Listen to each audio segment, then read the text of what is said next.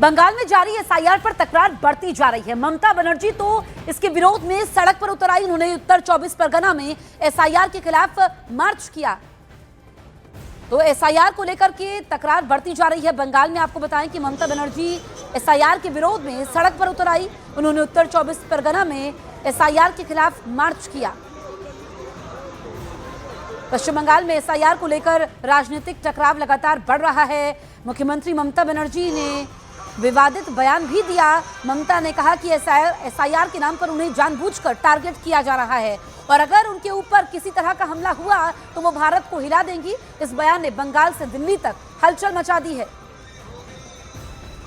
मानाय ना ताई यदि मने करें मामा भाग्ने जुमला दल जो जोर करे ইয়েস স্যারকে দিয়ে বাংলাকে দখল করবেন, মনে রাখবেন জানেন তো সুস্থ বাঘের থেকেও আহত বাঘ আরো ভয়ঙ্কর। আঘাত করবার চেষ্টা করবেন না, আঘাত করলে কিন্তু প্রত্যাঘাত করব।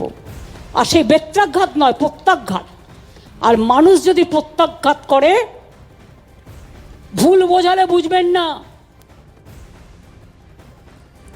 ममता बनर्जी के एसआईआर के खिलाफ प्रदर्शन के बीच बीजेपी ने ममता बनर्जी पर निशाना साधा। आरोप लगाया कि ममता बनर्जी घुसपैठियों को बढ़ावा देना चाहती है, बंगाल में अराजकता फैलाना चाहती है।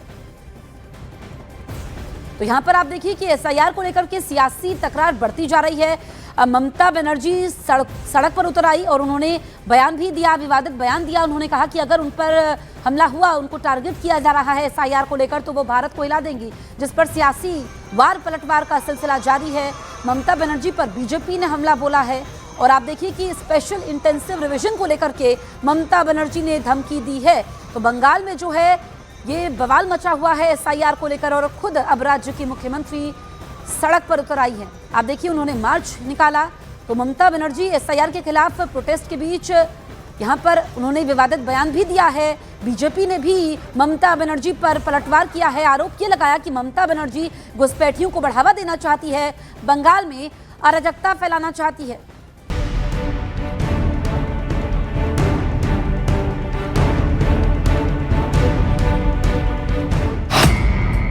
पश्चिम बंगाल में एसआईआर पर सियासी तकरार।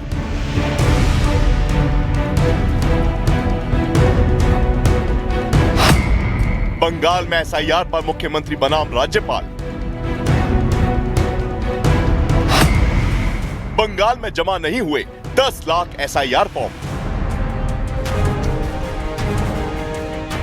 पश्चिम बंगाल में एसआईआर को लेकर राजनीतिक जंग तेज हो गई है। मुख्यमंत्री ममता बनर्जी लगातार एसआईआर प्रक्रिया का विरोध कर रही हैं और इसे तुरंत रोकने की मांग कर रही हैं। उनके मुताबिक यह प्रक्रिया लोगों के लिए परेशानी खड़ी कर सकती है।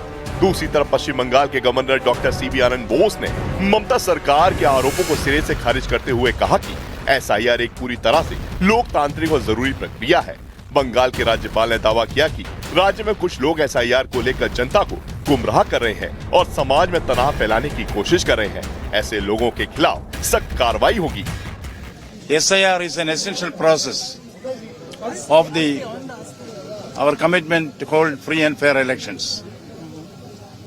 Its aftermath is used for misleading people and even trying to create dissensions in society and also exhorting people for mutiny and riots. India is strong enough to unearth any fake identity card or any fake attempt to enter into our territory and live here without valid permit from this nation.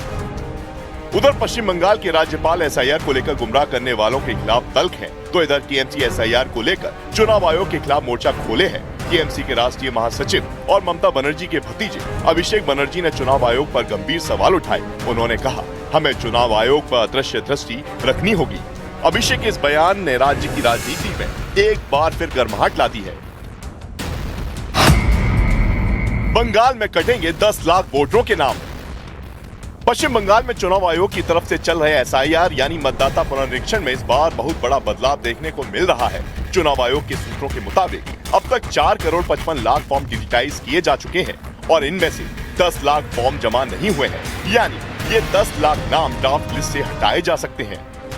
इन 10 लाख में 6.5 लाख से ज्यादा voter ऐसे पाए गए जो अब इस दुनिया में नहीं है। बाकी नाम अनुपस्थित, मृत, डुप्लीकेट या स्थायी रूप से ट्रांसफर हो चुके हैं।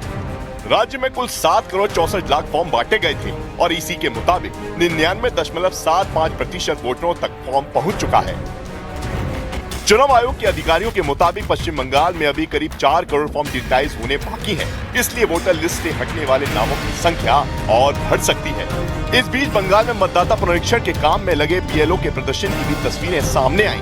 कोलकाता में चुनाव आयोग के दफ्तर के बाहर कई बीएलओ काम के दबाव के चलते प्रदर्शन करते नजर आए।